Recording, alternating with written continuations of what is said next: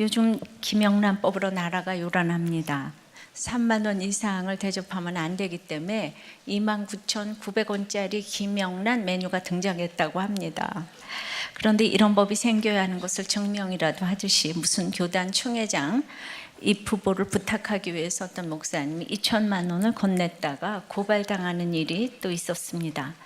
지금 크리스천이 얼마인지 모르겠는데 눈만 뜨면 비리의 얘기가 기독교에서 흘러나오고 교계부터 부패했다는 이야기로 도배가 되니 곤혹스럽기 그지 없습니다.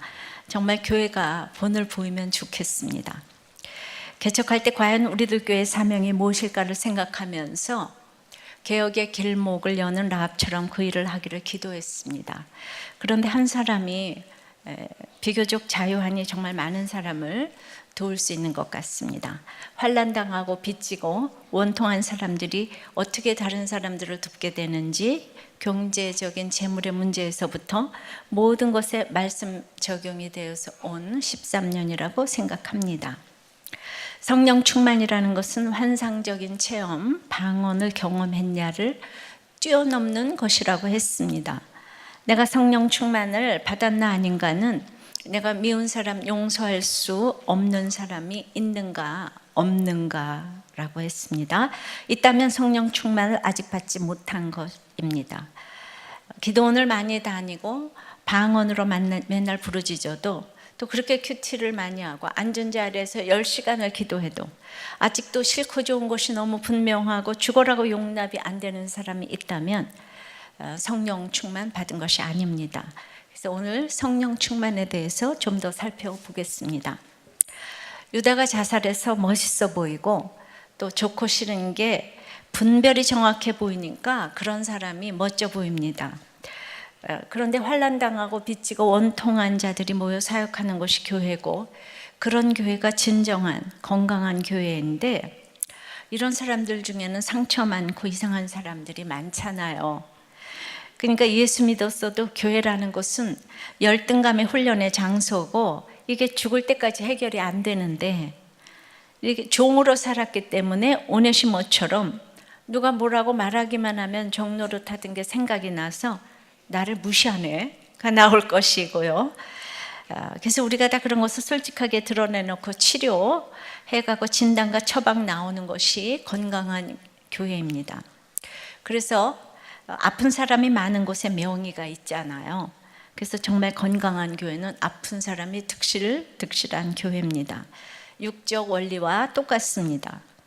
그래서 어머 우리 구역에 저 사람 오면 어쩌나 이게 아니라 와서 그 사람을 변화시켜야 건강한 목자와 목장으로 이름을 떨치는 거예요.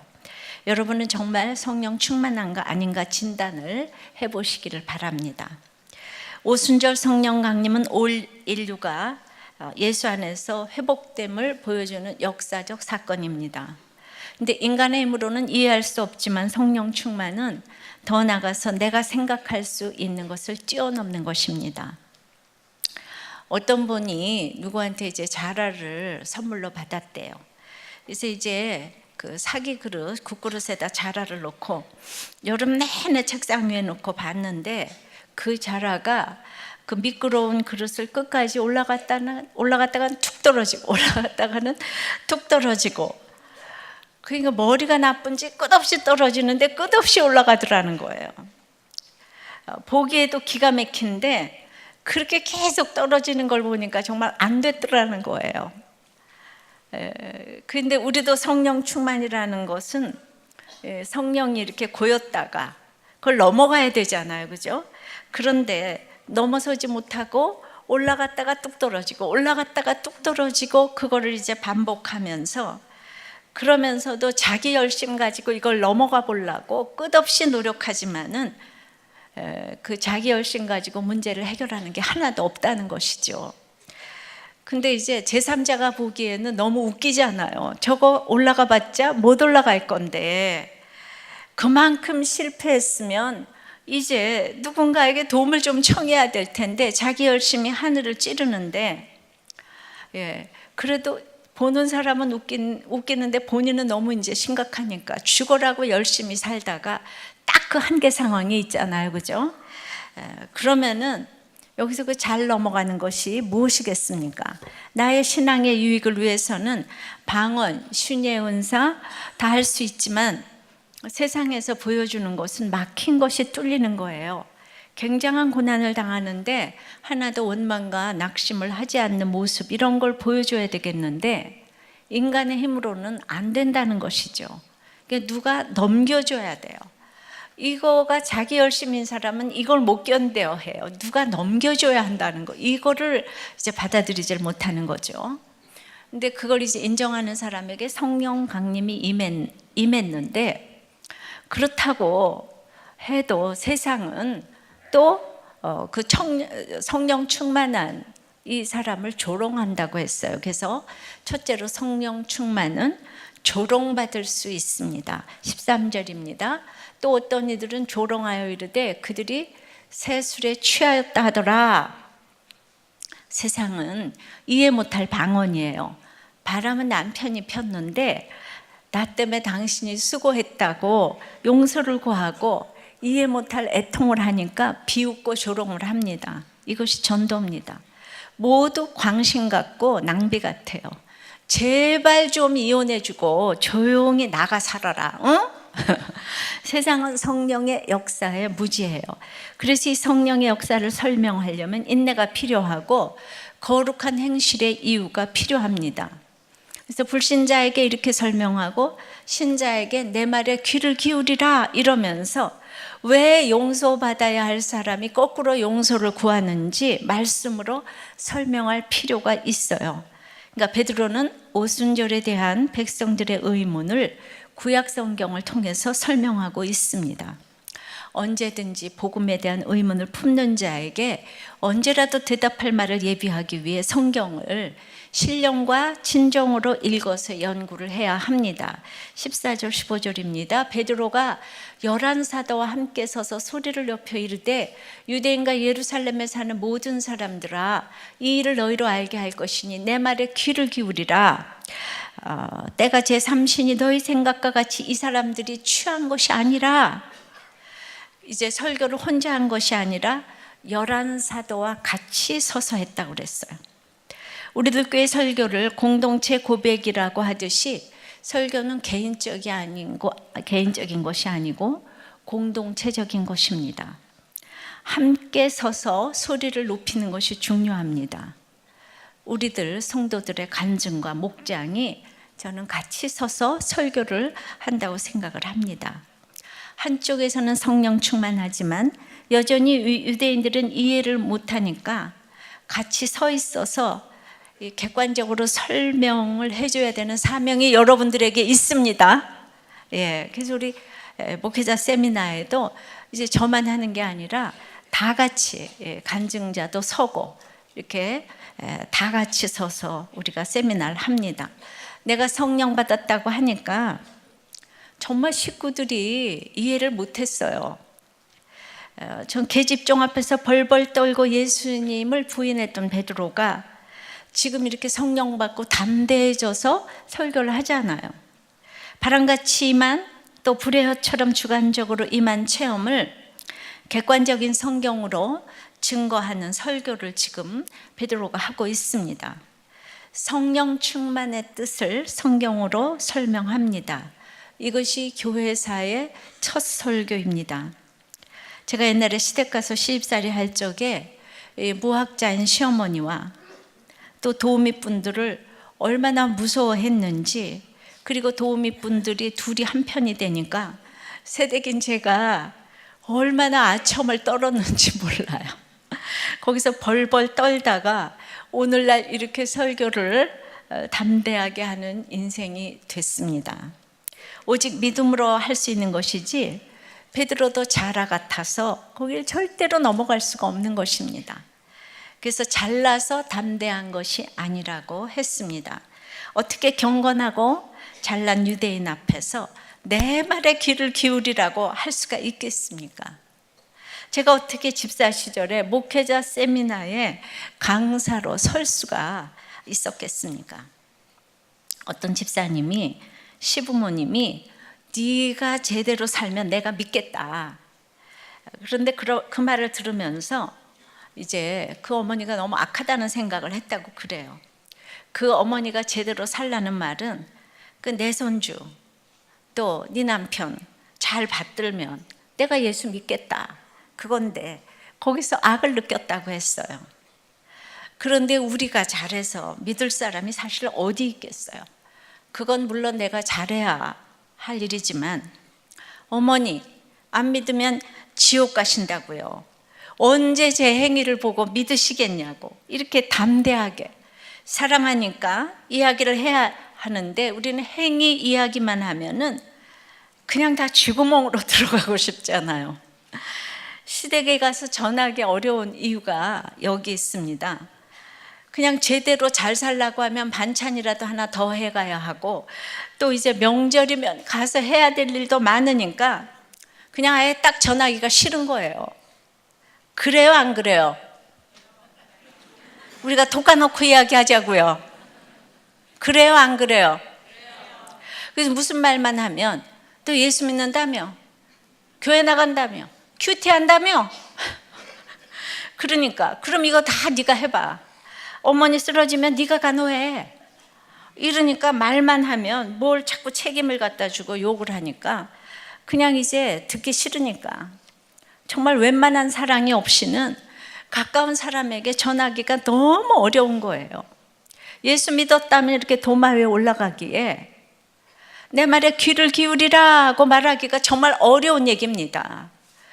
그 어려운 시어머니 한 분 안전하면 우리는 100사람을 전도할 수 있을 것 같아요. 그죠? 예, 우리 행위가 안 보이니까. 예.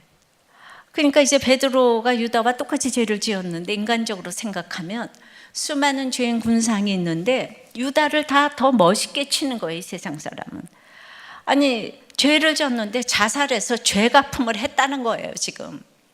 근데 베드로는 똑같이 죄를 졌으니까 와서 설교를 하는 게 아이고 자살이나 해봐 뻔뻔한 얼굴을 들고 어디 나와서 설교를 해 이런다는 거예요. 예.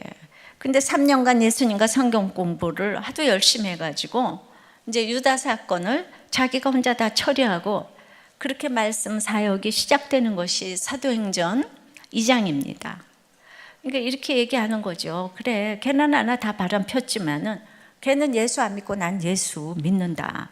근데 예수 믿는 게 최고고 행함으로는 구원받을 수 없고 예수 믿는 게 최고의 경건이고 선이다.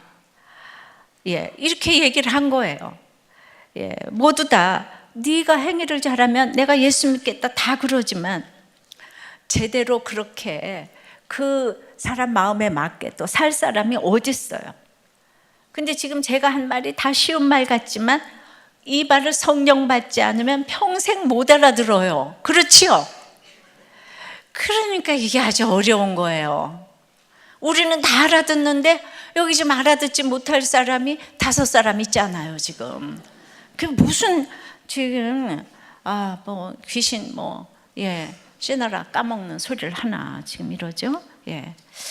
그러니까 지금 우리는 모두가 지금 옳고 그름으로 생각을 하니까 옳고 그름으로 생각하는 것이 성령 충만 받는데 가장 적이 되는 거예요. 그러니까 조롱받을 수 있다는 거를 생각을 못 하는 거예요. 우리는 조롱받지 않는 게 인생의 목적이지만 성령 충만 받으면 이렇게 조롱받는다는 얘기부터 나온다는 것입니다. 그래서 여러분들이 얼만큼 조롱받았는지 한번 나눠보시기를 바라요. 내 믿음의 간증을 통해 얼마나 조롱을 받았는가. 그리고 그때 하나님을 알리기 위해 같이 서서 서로 소리 높여 외칠 지체가 있는가 말이에요. 같이 전해야 되는데 부부가 한 마음이 되지 않냐고 한쪽에서 조롱을 하면 도저히 못 전하잖아요. 근데 같이 예수 믿어요. 같이 큐티해요. 근데 한쪽에서 조롱을 해요.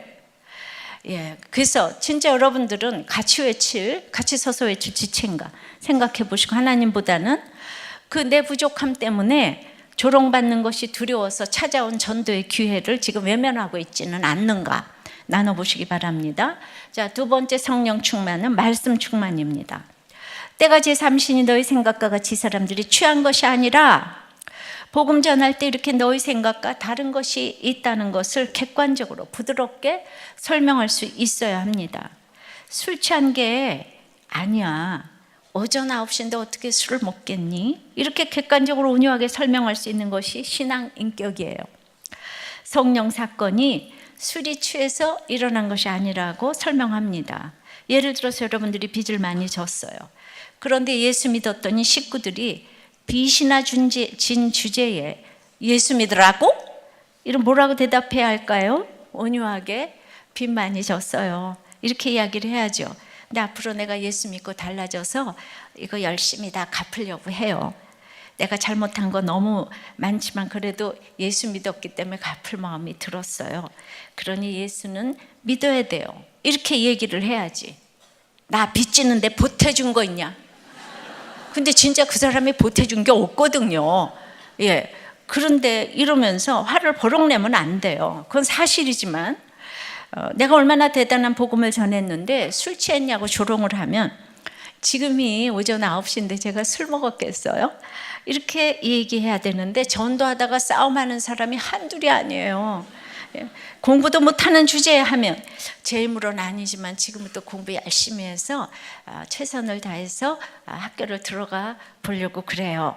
이렇게 말해야 되는데 공부하고 예수하고 무슨 상관이에요? 이러고 또 이제 대드는 거죠. 세상은요 과거를 다 문제 삼아요.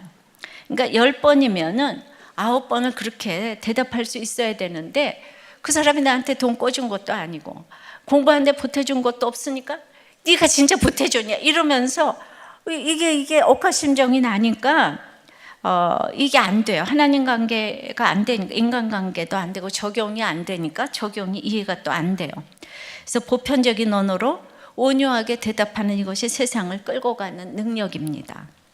근데 너희 생각은 취했다고 하는데 너희 생각을 뛰어넘는 게 있다는 것입니다. 적용해 보세요.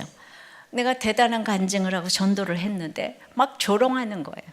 미쳤냐는 소리를 들을 때 여러분들이 얼마나 부드럽게 대응을 할 수가 있습니까? 막 심장을 후벼 파는 소리로 조롱을 할 때 그러니까 이거 내 성품으로 하는 게 아니죠.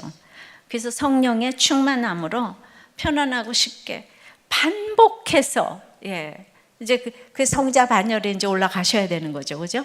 반복해서 그렇게 설명을 하고 있습니까? 몇 번을 여러분들이 반복하는지 한번 수를 헤아려 보시기 바랍니다.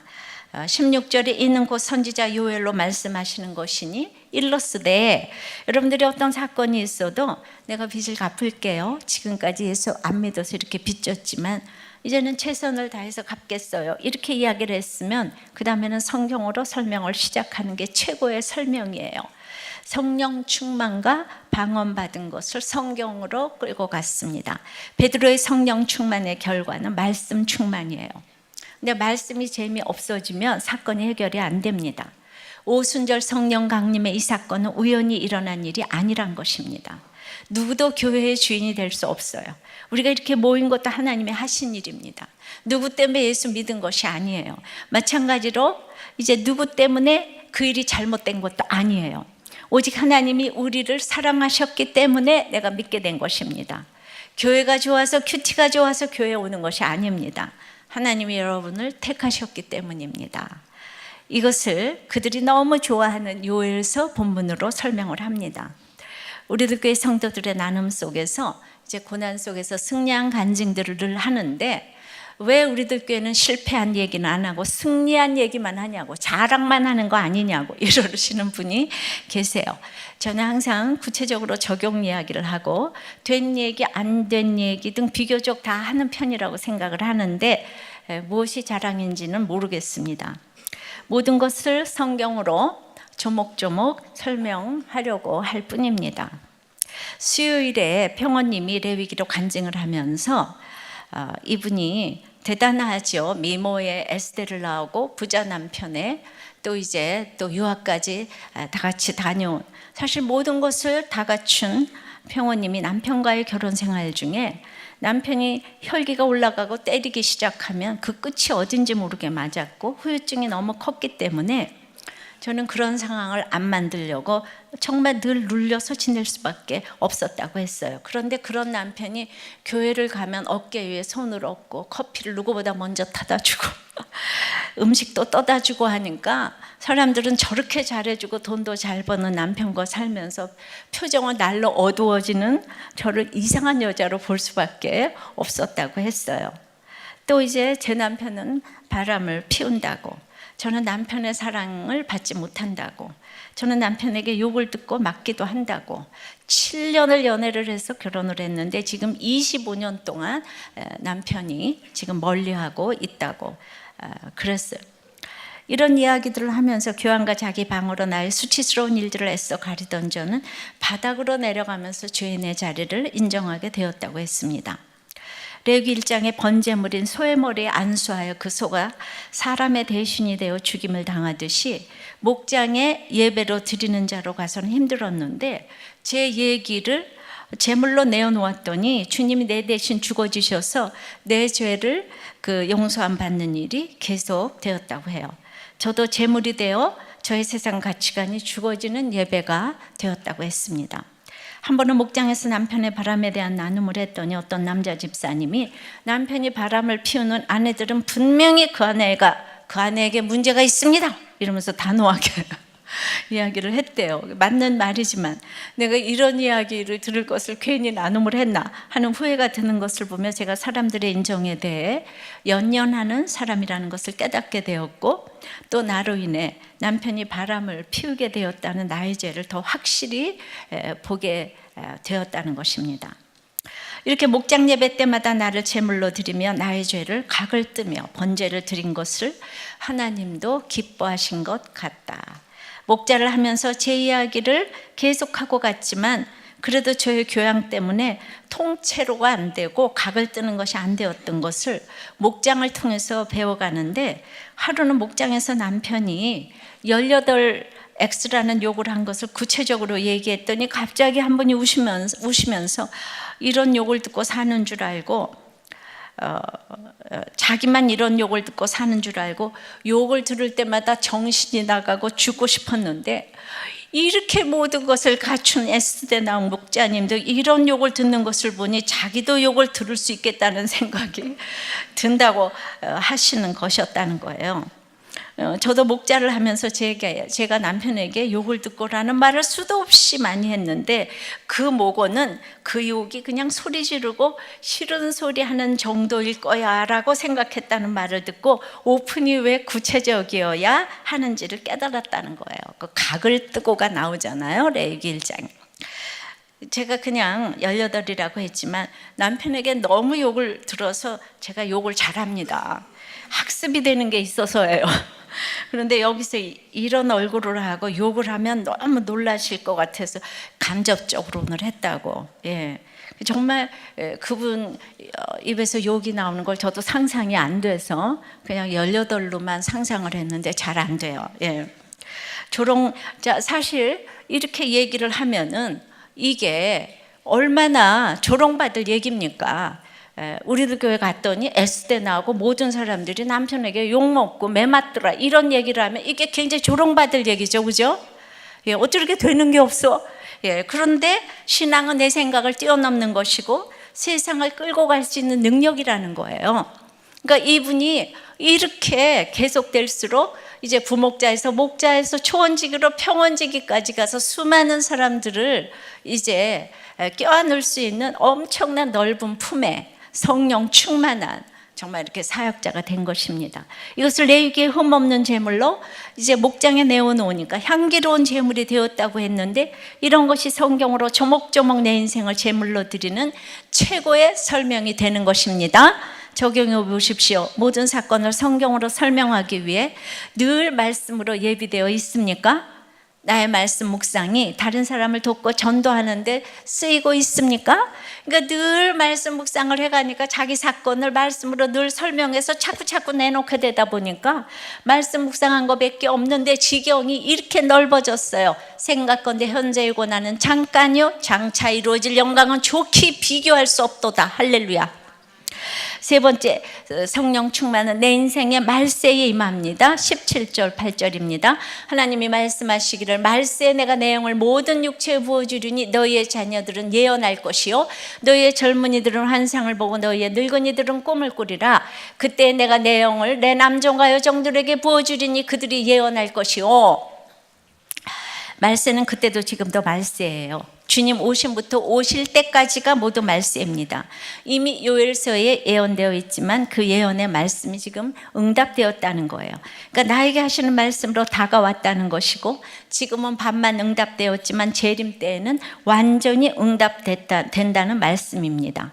성령이 임해서 나타난 예언과 환상과 꿈은 무엇일까요? 이 환상과 예언과 꿈은 우리의 삶과 연결되지 않는다면 허상에 불과합니다. 구약시대에는 선지자들 등 특별한 사람에게만 나타났으나 지금은 성령을 사모하는 자에게 누구나 은혜의 선물로 임하는 것입니다.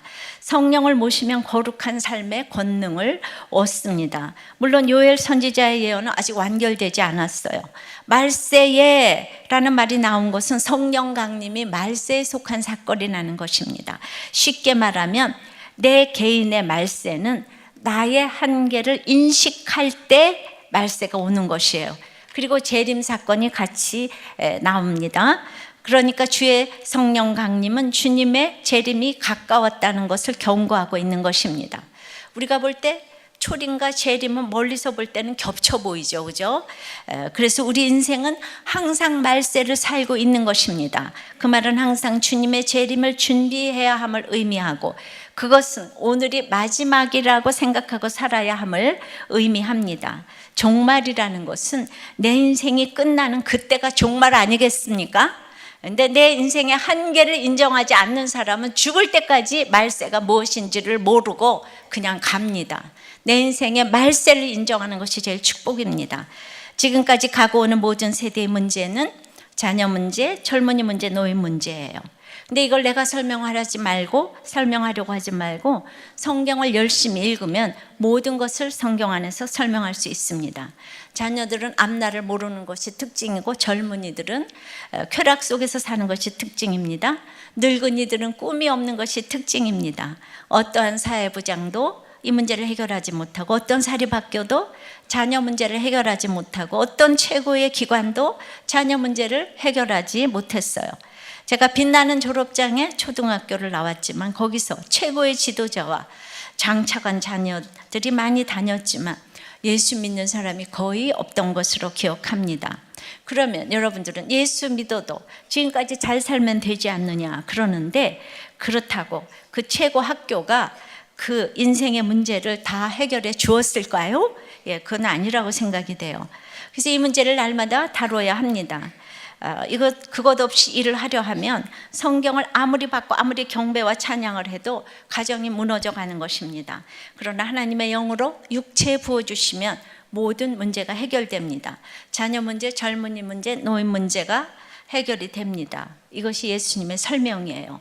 그래서 여기서 영으로 부어주리니는 쏟는다는 말과 같은데 이 말은 성경에서 성령과 진노 양쪽에 다 씁니다.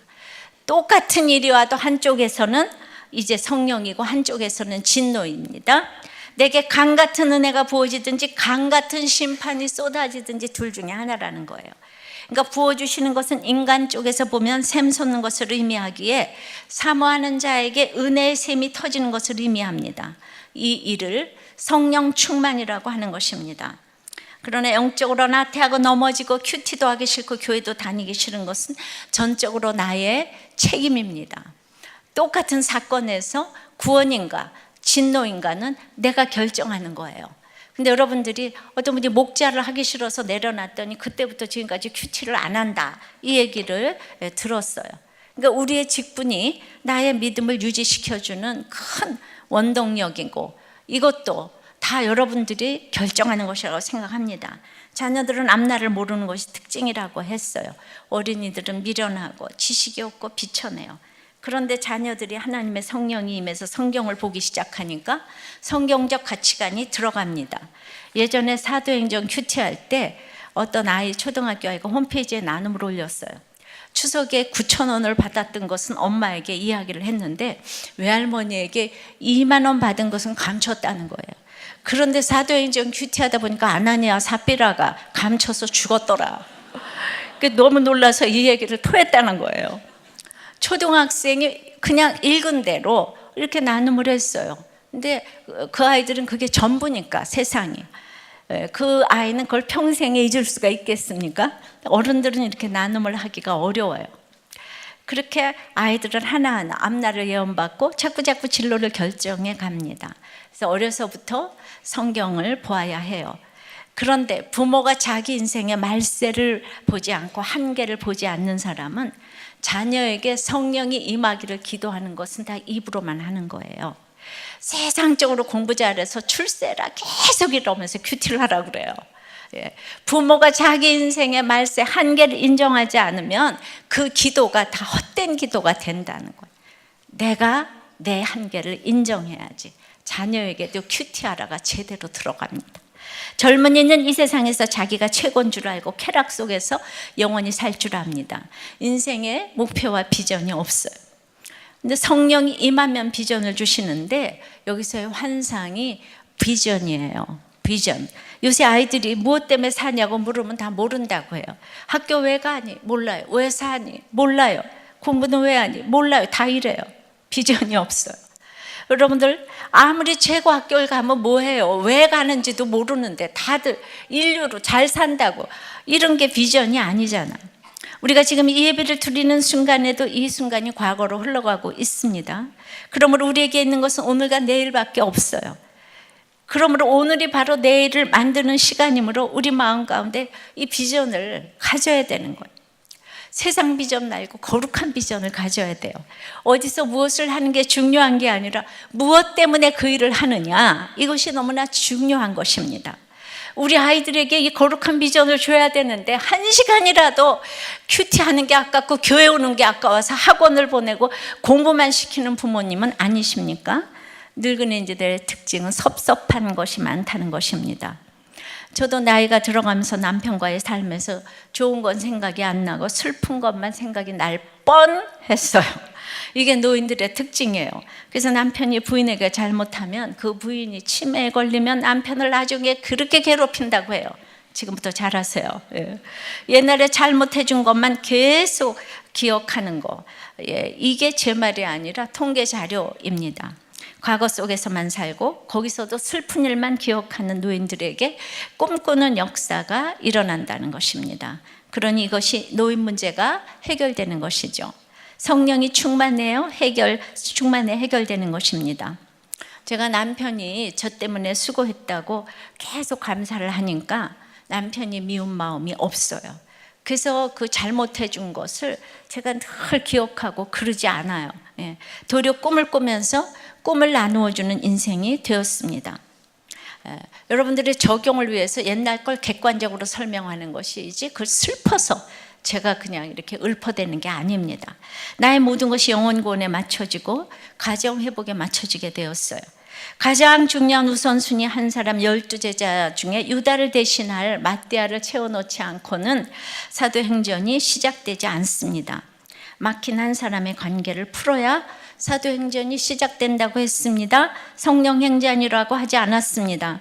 성령을 받아서 각자 행전을 어떻게 써내려갈까가 중요한 것입니다. 이것이 예언을 하고 환상을 보고 꿈을 꾸는 것입니다. 한 사람을 해결하지 않으면 평생의 모든 열매가 헛것이 될 수 있습니다. 사역이 헛것이 됩니다. 한 사람을 귀하게 여기는 것 때문에 날마다 사도행전을 써가는 것입니다. 그러기 위해 자녀들이 말씀으로 예언으로 앞날을 인도받고 청년들이 비전을 가지고 노인들이 꿈을 가지면서 아프리카 선교도 중요하지만 가장 중요한 것은 막힌 관계가 뚫려야 합니다. 그렇게 성령을 받고 언어 생활이 부드러워지고 열정적이어야 하고 애정이 있어야 합니다. 그러니까 나만 보면 자기 죄를 고백하고 싶은 이것이 진정한 성령 충만 임한 것입니다. 결혼식에서 신랑 신부에게 양보마가 있다는 것은 참 축복 중에 축복이에요. 그때까지 양보모가 있다는 것은 수많은 이혼할 이유를 제치고 또 안 살아야 될 이유를 제치고 그 자리에 있는 것이잖아요. 한 사람을 인내하며 참고 기다렸다는 것은 어떤 사역보다, 어떤 성령 충만보다 중요한 것입니다. 부부는 한 몸입니다. 우리가 보기엔 한 사람인데 온 천하라고 봐줘야 합니다. 하나님께서는 교회보다 가정을 먼저 창조하셨습니다. 가정을 지키고자 하고 가정에 내 한 사람을 귀하게 여기는 그 마음을 영원토록 축복하십니다. 한 사람 한 사람이 너무 중요합니다. 성령 충만은 한 사람이 중요하고 이렇게 성경으로 설명이 돼야 합니다. 적용해 보십시오. 세상 것에 쉽게 물들어가는 어린 자녀, 뚜렷한 삶의 목표 없이 무기력하게 살고 있는 자녀, 과거에 대한 원망과 후회로 사는 부모 때문에 여러분들 너무 힘드십니까? 그 모든 내 인생의 말세에 오직 성령 충만한 것밖에는 길이 없다는 것을 믿으십니까? 그래서 나에게는 그 말세에 어떤 예언과 환상과 꿈으로 성령이 임하셨습니까? 성령이 임하면 이렇게 자녀 문제, 젊은이 문제, 노인 문제가 다 해결이 됩니다. 네 번째 성령 충만은 구원의 역사입니다. 19절입니다. 내가 위로 하늘에서는 기사를 아래로 땅에서는 징조를 베풀리니 곧 피와 불과 연기로다. 주의 크고 영화로운 날이 이르기 전에 해가 변하여 어두워지고 달이 변하여 피가 되리라. 성령을 모시면 예언과 환상과 꿈으로 거룩한 삶의 권능을 얻게 됩니다. 그러나 이런 성령의 임함이 올 때는 항상 환난의 때가 옵니다. 체림이나 초림이나 재림 다 마찬가지입니다. 즉 피와 불과 연기가 있단 말입니다. 나의 해와 달인 돈과 남편과 자식과 건강과 직장을 잃고 어두워져야 주의 크고 영화로운 날이 이르는 것입니다. 우리가 다 자녀 문제, 젊은이 문제, 노인 문제로 똑같이 환난을 당하지만 하나님의 영을 받은 사람은 위에 속한 자가 돼서 하늘의 기사를 보며 주의 크고 영화로운 날을 경험합니다. 그러나 땅에 속한 사람은 피와 불과 연기 속에서 심판을 받습니다. 그래서 자녀 문제, 젊은이 문제, 노인 문제로 전부 피를 다 철철 흘리며 살아갑니다. 이때 21절에 누구든지 주의 이름을 부르는 자는 구원을 받으리라 하였느니라. 구원은 어떤 경우에도 이루어집니다. 피를 철철 흘리며 도저히 해결할 수 없는 상황이 있는 것 같아도 어떤 피와 불과 연기 속에서도 주의 이름을 부를 때 구원을 얻는 역사가 일어납니다. 복음은 기쁜 소식입니다. 세상의 죄를 비판하고 지옥의 심판도 전해야 하지만 누구든지 주의 이름을 부르는 자는 구원을 얻으리라의 기쁜 소식과 함께 전해야 합니다. 대안 없이 협박만 해서는 누구도 변화시킬 수가 없습니다. 주의 이름을 부르라고 영화롭게 해주려고 어두워지고 달이 변하여 피가 되게 하시는 것인데 출애굽기 15장에 애굽에게 내린 질병을 믿는 너에게 하나도 내리지 않는다고 하셨습니다. 믿습니까? 이렇게 해결이 안 되는 것 같아도 피가 되고 불과 연기 속에서 주님의 이름을 불러서 구원을 얻는 역사가 일어나는 것입니다. 누구든지 회개하고 주님을 영접하면 이렇게 구원을 얻을 수가 있습니다. 그러나 믿기 위해서는 전파하는 자가 반드시 있어야 해요.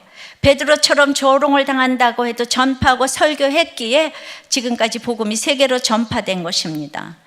주의 이름을 모르는 자들에게 힘들 때 주의 이름을 부르라고 복음을 전해야 합니다. 한 집사님이 아들을 데려오려고 그렇게 애를 썼어도 애가 안 와요. 걔가 너무 멋있는 거예요. 그런데 애써서 몇 번 데리고 왔는데 남자애가 목걸이를 척하고 귀걸이를 그냥 귀 위에서부터 아래까지 다 하고 노랑머리를 하고, 그래서 제가 그냥 너무 멋있다 그러면 얘 좀 이래야 될 건데 그냥 너무나 스모키하고 그로테스크한 표정으로 싹 나가버렸어요. 그런데도 우리 엄마 집사님은 얼마나 성령 충만한지 자녀 문제가 해결되어서 충만한 게 아니라 중간에 나가도 오늘 온 게 어디냐, 여기까지 들은 게 어디냐, 목사님을 만난 게 어디냐 이러면서 공부 잘하는 애 엄마 표정보다 그냥 훨씬 성령 충만해요. 공부 잘하는 애 엄마는 왜 2등을 했어? 1등을 해야 되는데 이러면서 심각하게 앉아 있잖아요. 그죠? 다 그렇습니다. 그렇죠? 그런 사람이 여기 5명 또 있어요.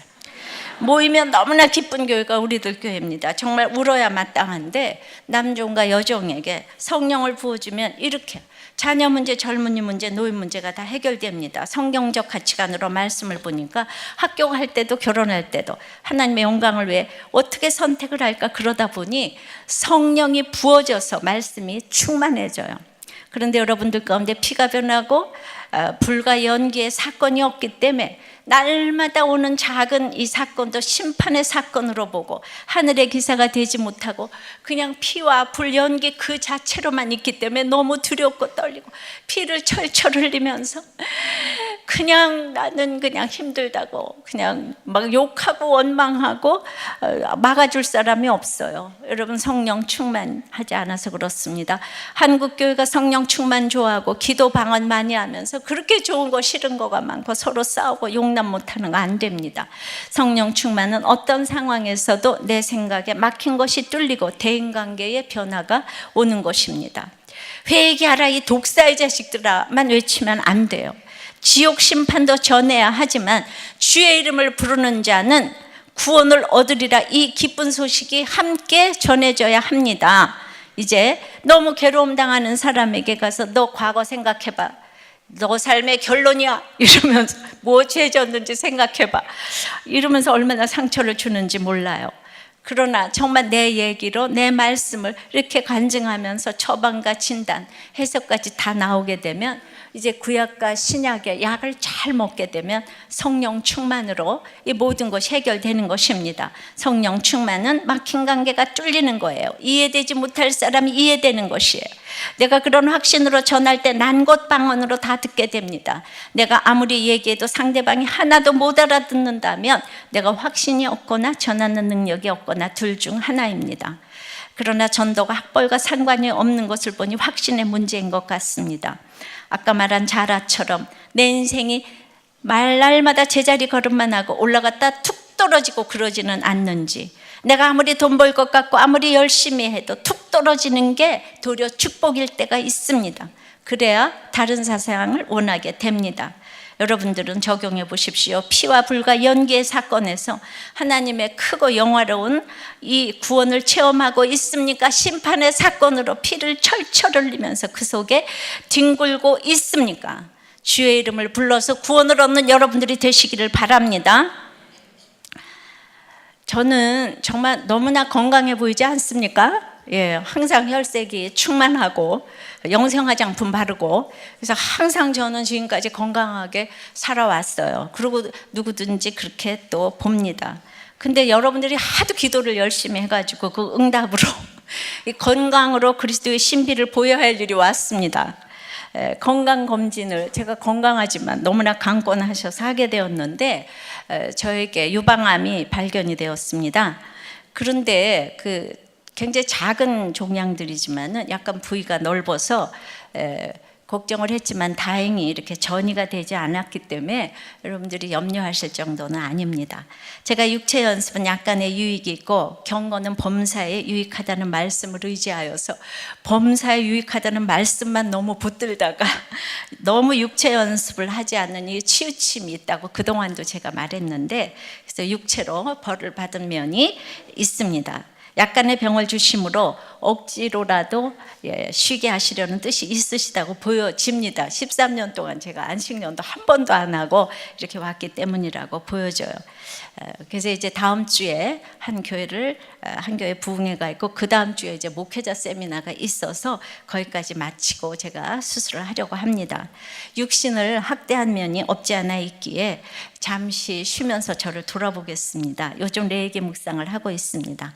내장과 여러 부분을 각을 뜨고 번철로 지져서 불로 태워져서 암이 싹 없어지기를 바라고, 그리고 흠없는 제물로 또 저 또한 향기로운 제물이 되기를 소원합니다.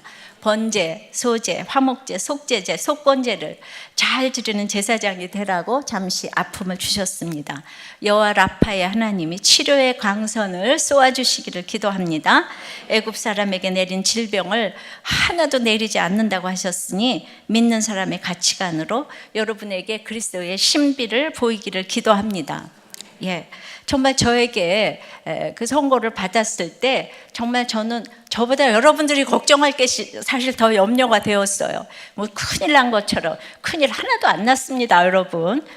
제가 이게 옛날에도 한번 경험해 봤는데 정말 건강에 아픔까지 더하셔서, 근데 아픈 사람의 이 마음을 채울하게 해주셔서 감사합니다.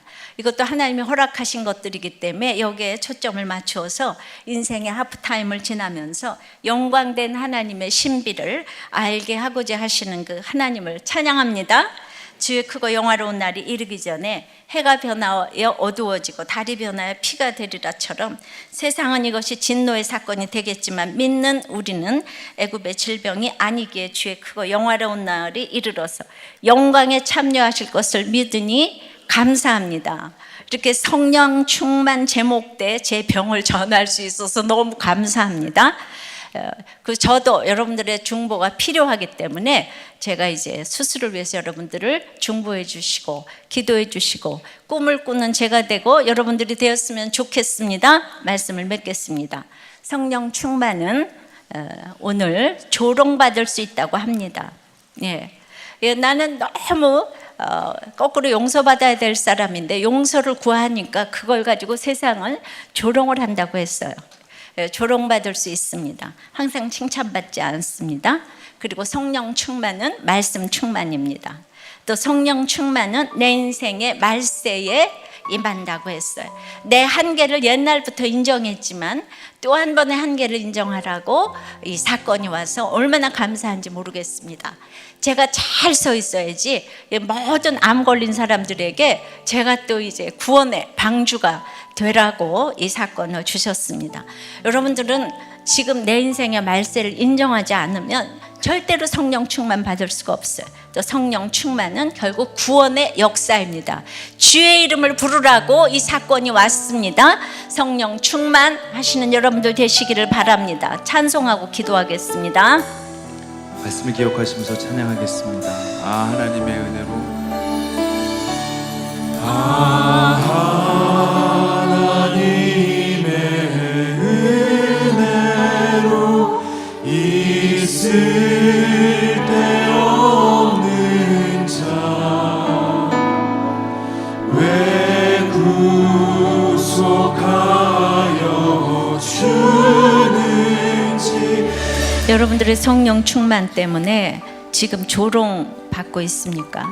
그래서 전도의 기회를 외면하지는 않게 해달라고 기도하시기 바라고, 조롱하는 이들에게 성령 충만함으로 정말로 쉽게 반복해서 정말 우리의 혈기가 올라오지 아니하고 정말 10번이면 10번까지 우리가 설명 못해도 설명하게 해달라고, 그리고 내 인생의 말세를 좀 인정하게 해달라고.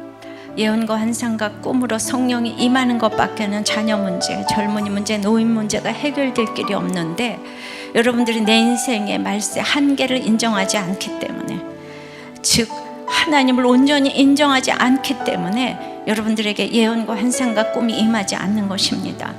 이제 우리가 어떤 피와 불과 연기 속에 있어도 성령이 임하셔서 이것이 구원의 사건이 되고 정말 진노의 사건이 되지 않게 해달라고, 이 사건이 성령 충만, 말씀 충만으로 승리하게 하는 사건이 되게 해달라고 다 같이 기도하겠습니다. 아버지 하나님, 성령 이렇게 충만을 설명하기 위해서 우리들의 그 간증을 얘기할 때 수없이 조롱을 받을 수 있습니다. 조롱을 받을 때 정말 우리가 아무리 설명을 해도 그렇게 조롱을 받고 여러 가지 수치를 경험하게 될 때 부드럽고 쉽고 편안한 언어로 10번을 설명하기가 참 힘든 것이 우리들의 참 현실입니다.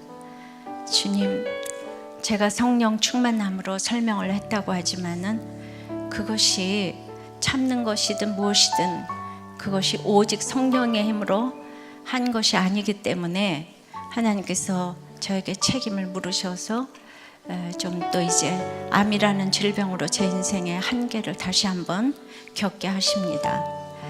나도 속고 남도 속는 저의 믿음이기 때문에 제가 이 땅에서 잘 서 있기를 간절히 기도했기 때문에 기도 응답으로 다시 한번 또 제 인생의 말세를 한계를 경험하게 하셔서 제가 회개해야 될 것이 무엇인가를 생각하며, 그리고 이제 이 사건을 통하여서 참으로 성령 충만은 피와 불과 연기 속에서 이렇게 오는 것이라는 것을 다시 한번 보며 저를 한번 생각을 해보겠습니다.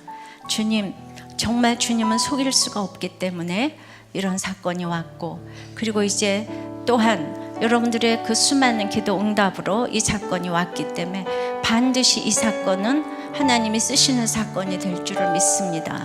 수많은 아픈 사람들의 친구가 되어서 또 같이 가고자 이 일을 허락하셨고, 저를 쳐다보며 직시하며 제가 입으로 한 회개가 얼마나 많은지를 또 생각하게 되었습니다.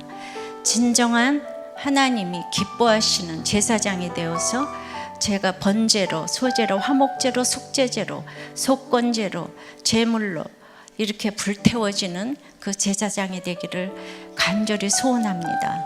여러분들에게 참으로 성령이 임하셔서 성령 충만하셔서 저의 사건을 잘 해석할 수 있도록 도와주시옵시고, 여러분들이 각자 임한 곳에서 난곳 방언으로 이 말씀을 듣고 가는 여러분들이 되기를 간절히 소원합니다. 우리의 중보로 수많은 아픈 환우들이 살아날 수 있도록 역사하여 주시옵소서. 예수 그리스도 이름으로 기도드리옵나이다. 아멘.